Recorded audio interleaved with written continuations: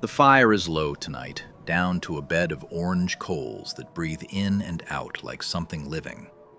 And the snow outside my door sits close to 3 feet deep and still coming. The wind has been working the corner of the cabin for hours now, patient as a wolf that knows you have to sleep sometime. There is a pot on the coals, and inside it a stew of rabbit, lean and pale and steaming. And by every rule a man learns young, that steam ought to mean life. The trees out there stand black against the snow, spruce and fir bent under white, and they do not move except when winter leans on them. Cold has a way of pressing its face to the window and waiting. I have known that face a long while now. Here is the strange thing, and it has cost me sleep more than once. I have eaten a full pot of that pale meat, eaten till my belly was tight and round as a drum, and still I have risen the next morning weaker than I lay down. My hands shook lacing my boots. My head swam like a man 3 days without water. I had done the very thing that should have carried me through, filling my gut with good, clean flesh, and it did not carry me at all. It was like pouring water into a bucket with the bottom rusted clean out. Now, I am going to tell you something that sounds backward, and I want you to hear it anyway. That pot of lean meat, that easy, honest food, has killed more good men in this country than the bear ever has. More than the fall through river ice. More than the blizzard that buries a man 200 yards from his own door. The bear kills quick and loud and leaves a story. This kills slow and quiet and leaves a puzzle. I know how backward that sounds, so stay with me. Lean meat will not fill you, not truly, not the way you need. It will not warm you through the long black middle of a January night. It will not hold you upright when the country turns hard and mean and hungry. What it will do is trick you. It sits in your belly and tells you a lie. Whispers that you are fed and safe and squared away. And all the while, it is quietly emptying you out. It is a promise that cannot pay. Nobody teaches this anymore. Nobody sits a young man down and warns him. You will hear 1,000 times over that meat is meat and food is food, and a full pot is a good night. And there are folks who do very well by you believing exactly that. Folks I will get to before we are done. For now, just know the warning went quiet a long time back. And quiet is how good knowing dies. The fix for this costs you nothing, not one coin. It is sitting right there in the animal you already took. The part most men alive today scrape off their blade and flick into the snow without a second thought. They wrinkle their nose at it. They cut it away clean and let it freeze in the dirt and walk off proud of a lean cut. They throw away the very thing that would have carried them to spring. I am not going to name it yet. Hold on. Keep listening, because once you see this, you will never look at a killed animal the same way again. Not ever.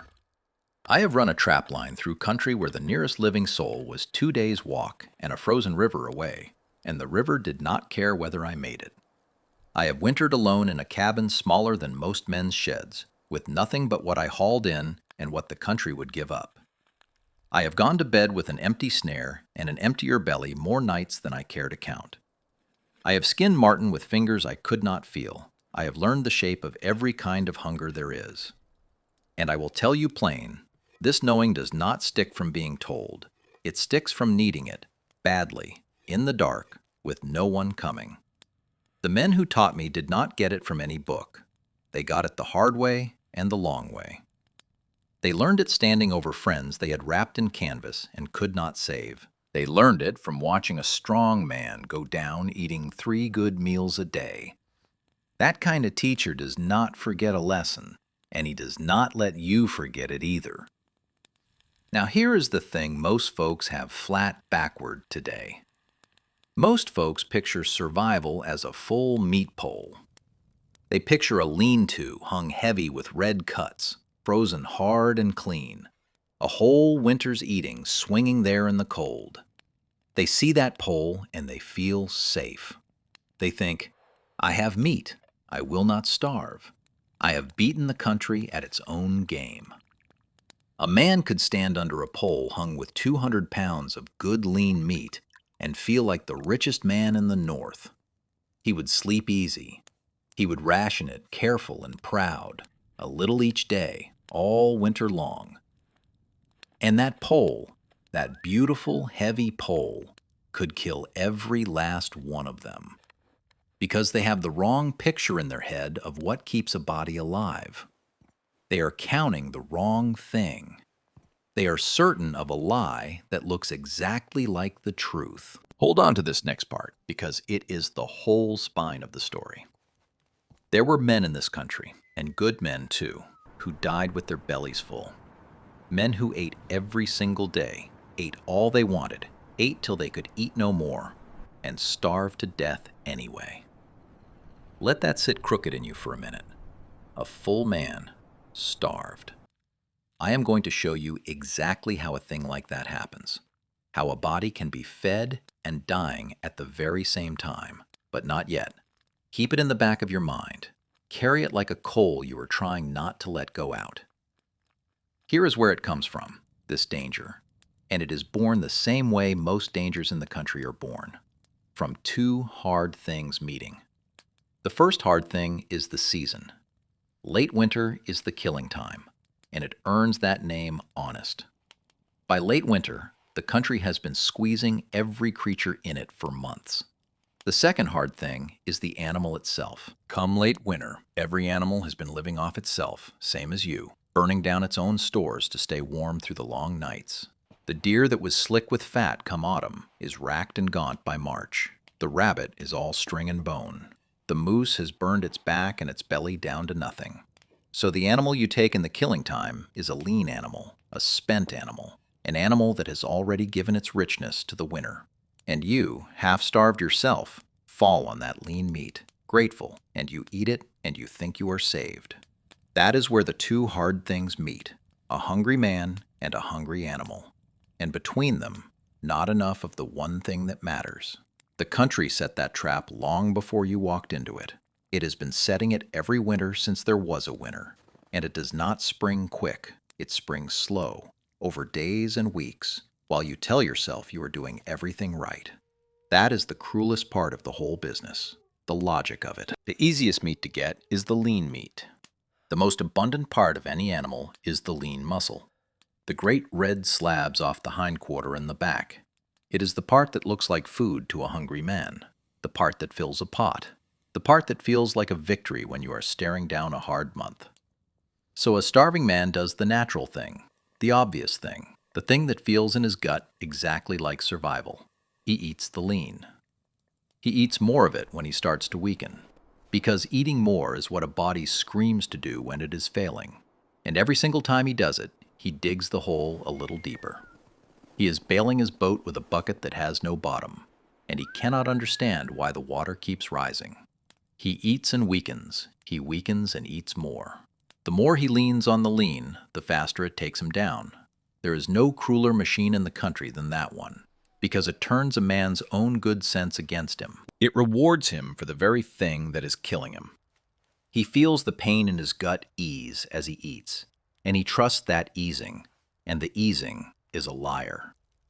By the time he understands, if he ever does, he is too weak to do the thing that would save him, even if the fix were lying at his feet. And it usually is lying right at his feet.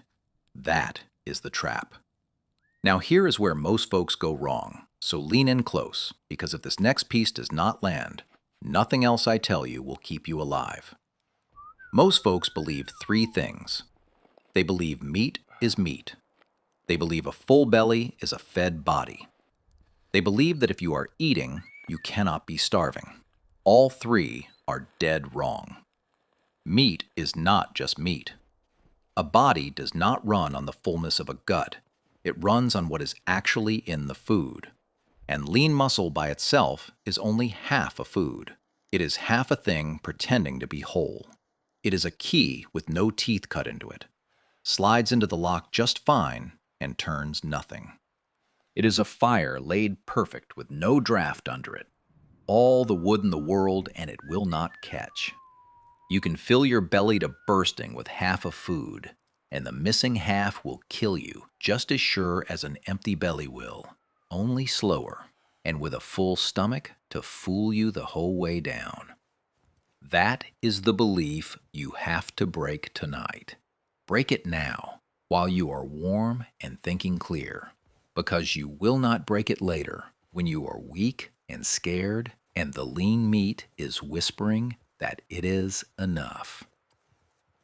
The people who lived on this land 1,000 winters running almost never died this way. Not the ones who were born to it. They knew, deep in the blood and the bone, what to do with an animal, and they did it without ever once stopping to think it through. They took the fat first and prized it above all. They took the marrow, cracking the long bones and sucking them clean. They took the organs, the liver and the kidney and the fat around the gut, the brain, the parts that carry what lean meat cannot. They fed the lean muscle to the dogs when times were fair and kept the rich parts for themselves. They rendered fat and stored it careful as gold. They mixed the fat back into the dried lean and made a food that would carry a man across a whole frozen country. They did the opposite of what a modern man does, and they did it by instinct and by inheritance, handed down mother to child across more winters than anyone can count. And the ones who died of this, they were almost always the newcomers, the ones who came in from soft country with their own certain ideas. They watched the old ways, and they copied the doing, the hunting, the eating, but they never learned the knowing underneath it. They saw a man eat meat, and they ate meat. They never saw that he ate the fat first and gave the lean away. They copied the shape of the thing and missed the soul of it, and the country took them for it, quiet and patient every winter. I'm going to hand this fix to you in layers, the same slow way it was handed to me, because if I dump it all out at once, it will land light and roll off you and you will forget it by morning. It has to go in heavy, one piece at a time, and each piece has to settle before the next comes down. So here's the first layer, and it is the one that flips your whole head around. The thing you have been chasing is not the thing that saves you. You have been taught your whole life to want the lean red cut and to look down on the fat. Turn that clean around. Fat is the fuel and lean is the lie. Say it over to yourself. Fat is the fuel and lean is the lie. The rich yellow fat, the grease, the marrow, the tallow, that is what burns slow and hot inside a man and holds him through a night that wants him dead. The lean is just something to chew while the fat does the real work. Get the picture right in your head first. The fat is the treasure. Everything else follows from that. Here is the second layer, and this one carries a little edge to it. A little shame that modern folks feel without ever asking why they feel it. It is the organs. It is the liver, dark and heavy in your hand, the kidney, the heart, the soft, rich fat that wraps the guts, the marrow, the brain, the very parts a modern man's stomach turns at, the parts he calls waste and awful and cannot stand the thought of. He will eat a clean, pale cut of muscle, happy as you please, and gag at the thought of a liver. And he has been taught to feel that way, taught to be disgusted.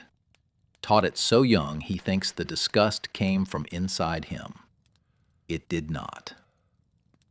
And here is the part I want you to sit with. That disgust is the exact reason the treasure is still lying there.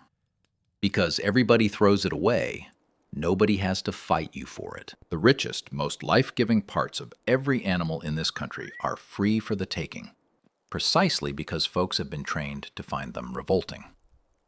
The old hands knew those parts were the whole point. They ate the liver first, warm, before it was even cold. They knew the fat around the guts was worth more than the whole hindquarter. Your disgust is not wisdom. It is the thing standing between you and staying alive. And it was put there, and it can be taken back out. Now the third layer, and this one is for the hands, the real doing of it. So listen close, because this is the part you will actually use. You take your animal, and before you do anything with that pretty lean muscle, you go after the fat and the marrow. You crack the long bones with the back of your axe or a good rock, split them open, and there inside is the marrow, soft and rich and sometimes near red. You scoop it out with a finger or the point of your knife, and you eat it or you save it. You take every scrap of fat off that carcass, the layer along the back, the wad around the kidneys, the caul that lays over the guts like a lace veil, and you do not leave one bit of it in the snow. Then you render it. You cut it small and you set it in a pot low over the coals, not hot, just patient, and you let it melt down slow. You watch a film of bright gold rise and pool across the top of that pot, gold like nothing else in the whole white world around you, and the smell of it fills the cabin, and your mouth runs water so hard it aches. You skim it. You pour that gold off into any vessel you have, a horn, a tin, a length of clean gut tied off at one end, and you let it set up firm in the cold. Now you have tallow, and tallow keeps near forever in this country, and tallow is life you can carry in your pack. You strip the meat off and dry it hard over a slow smoke till it is light and stiff as bark. Then, if you have the knowing, you pound that dried lean to shreds, and you work the melted fat back into it, and you let it set. And now you have made the thing that carried whole peoples across whole winters. A food that is fat and lean married back together the way they were always meant to be. Smash, render, skim, dry, pound, mix. Those are the motions. And I will tell you, this is no clever new trick. Our own ancient kin were cracking bones for the marrow and rendering fat over fire, further back than you can rightly picture, back before there was a written word anywhere on this earth to write it down. This knowing is older than nearly anything we do. It is one of the first things we ever learned as a people, and it is one of the first we let go. Now here is the fourth layer, the one nobody sees coming, the one that sounds like pure madness until the moment it clicks. When the meat is lean and there is no fat to be had, you eat less of it, not more. Read that again in your mind, because everything in you fights it. When you are starving on lean meat, the cure is to eat less of the lean meat. Every screaming part of a hungry man says, eat more, eat all of it, fill the hole. And that is exactly the thing that speeds the killing, because it is the lean itself, taken alone in great amounts, that overloads a man and poisons him from the inside. So if fat is all you lack, better to eat a little lean and go a little hungry than to gorge on lean and drive yourself down faster. Do less of the thing, not more. I will say it once more so it sticks. When the fat runs out, you eat less, not more. It is the hardest instruction in the whole country, and it is dead true. Now circle back to what I told you to hold on to, that coal you have been carrying. The full man who starved. Here is how it happens, and I will tell it to you the way a body feels it, not the way a book would say it. When a man eats only lean meat, only that pale muscle and nothing rich alongside it, his body has to break that lean down into something it can use, and that breaking makes a waste, and that waste has to go somewhere. But there is a ceiling on how much of that waste a body can clear in a day, a wall it simply cannot climb past, no matter how hard it works. So the man keeps eating lean, keeps making more waste than his body can throw off, and the waste starts to back up inside him where it was never meant to sit. It builds in his blood, and his blood turns foul with it.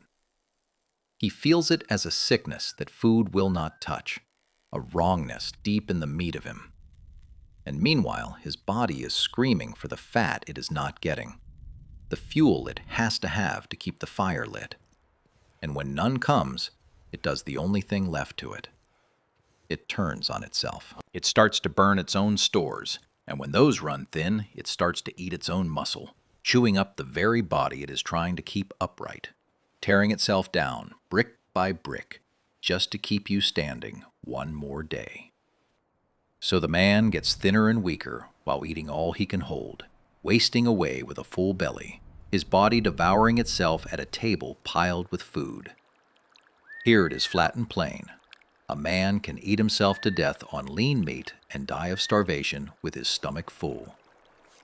That feeling the old accounts talk about, that clawing, bottomless, frantic hunger that no amount of lean meat will quiet, I want you to understand it right. It is not greed. It is not weakness. It is not a man being soft or a glutton or a fool. It is the body, which is wiser than the mind will ever be, screaming one word over and over as loud as it can scream it. The body knows exactly what is missing. It is howling for it up through every nerve a man has. That word, the one the body cannot stop screaming, is fat. Just fat. The body is begging for the one thing on that whole carcass the man threw into the snow. And here is the cruel joke the country plays, the timing of it. The season you need that fat the most is the exact season the country has hidden it away. Deep winter is when a man burns the most fuel just to keep from freezing, when his fire needs feeding hardest. And deep winter is precisely when every animal has already burned its own fat down to nothing, trying to survive the same cold. So the very thing that would save you is gone from the country at the one moment you cannot live without it. You need the fat most on the day there is none to be found. That is not bad luck. That is the country putting you to the test, the same test it has set every winter since the first one, and it does not grade easy. So why did nobody ever tell you this? And I want to be clear, it is nothing dark, nothing hidden, no one sitting in a room deciding to keep you ignorant.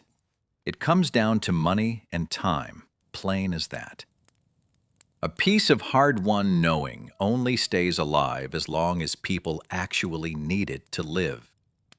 As long as a man had to take everything a winter would give and waste not one scrap, he knew the worth of the fat and the marrow and the liver, and he taught his sons, and they taught theirs, and the knowing passed down warm and unbroken.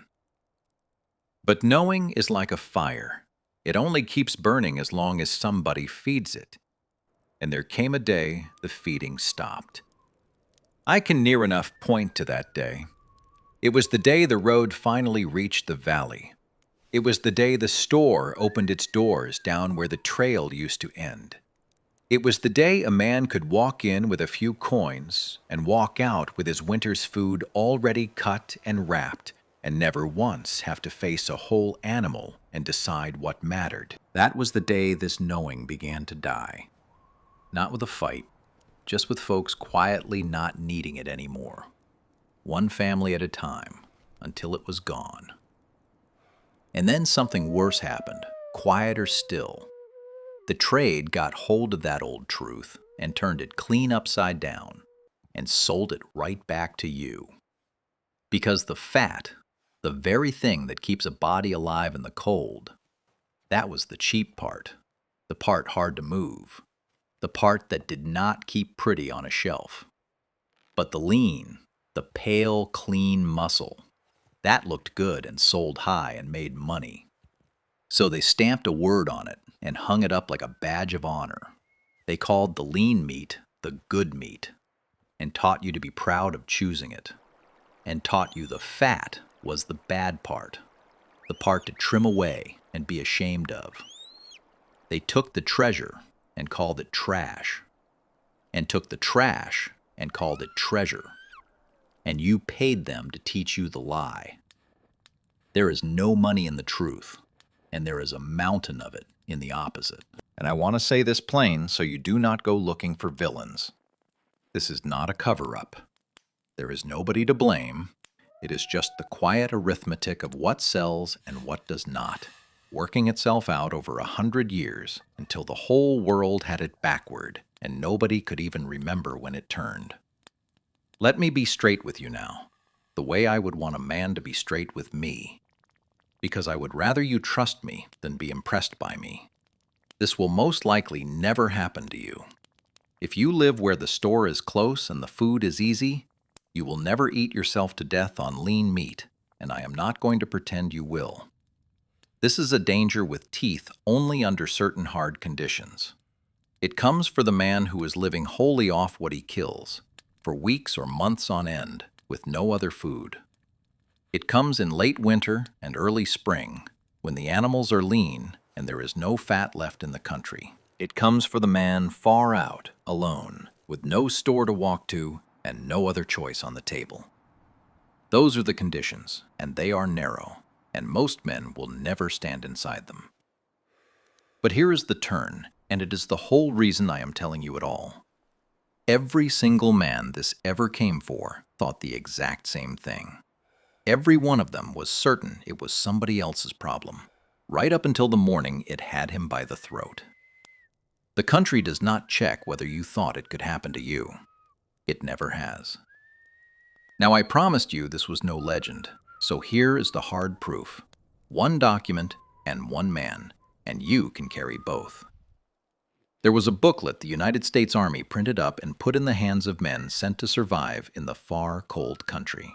And in that booklet, there was a plain warning that a man living on lean meat alone would sicken and could die, no matter how much of it he ate, and that he had to have fat to live. And there was a man named Wilhelmer Stephenson who went up into the far north and lived years among the people born to that country, eating as they ate.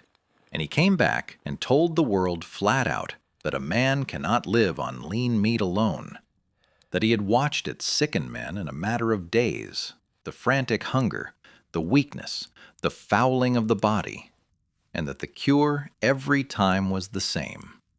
Feed the man fat, and he comes right back. He put himself under watching eyes to prove it, ate nothing but lean, and fell sick just as the old hands always said, then took the fat and rose right up again.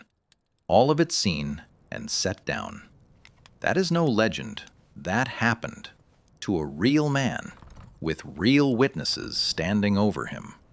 So here is what you carry out of here. 5 things, short enough to keep in your head when your hands are too cold to hold a pencil. When you take an animal in the cold country, go for the fat and the marrow and the organs first, before you ever touch the lean. Save and render every scrap of fat you find, and store that tallow like it is the gold it is. When the meat is lean and no fat can be found, eat less of it, not more, and bear the hunger. Learn to eat the liver and the marrow and the rich parts now, so your gut does not turn against the very thing that will save you later. And never, ever look at a full meat pole of lean red cuts and let it tell you that you are safe. Here is the real lesson, the one bigger than fat and lean and all of it. Those men did not die because the country was cruel. The country was never cruel. The country was only ever just the country, cold because it is cold, lean because it is lean, indifferent as the snow. They died because they were certain. They were certain that meat was meat, certain a full belly meant a fed body, certain that what they knew was all there was to know. And I will tell you what a lifetime out here has taught me above everything else. The wilderness never kills the humble man half as fast as it kills the sure one. The humble man doubts and checks and keeps a little fear alive in him, and that fear keeps him breathing. The sure man walks right off the edge with his chin up. So carry the whole of it small, small enough to keep in a shirt pocket. Fat is the fuel, and lean is the lie. The treasure is the part they taught you to throw away. And a full belly is no proof of anything at all. That is it. That is the whole of it. And it is free. Free as the snow on the ground, and worth more than everything in any store. This knowing nearly went into the ground with the last of the old hands, quiet and unmourned, and I will not stand by and watch it go. Now I want to hear from you. Was there an old one in your family? A grandmother? A grandfather? Somebody from the hard country who saved the fat, cracked the bones for the marrow, ate the parts folks nowadays throw out, and got looked at strange for it? Tell me what they knew, because that knowing is worth saving too. And come back next time, because I am going to tell you something that sounds just as backward as this did. That the clear running stream, the clean cold water everybody trusts on sight, has put more men flat on their backs than the muddiest pond in the country. And I will show you why the water that looks the safest is the water that lies the worst. Take care of your fire tonight, and do not ever let a full belly tell you the truth.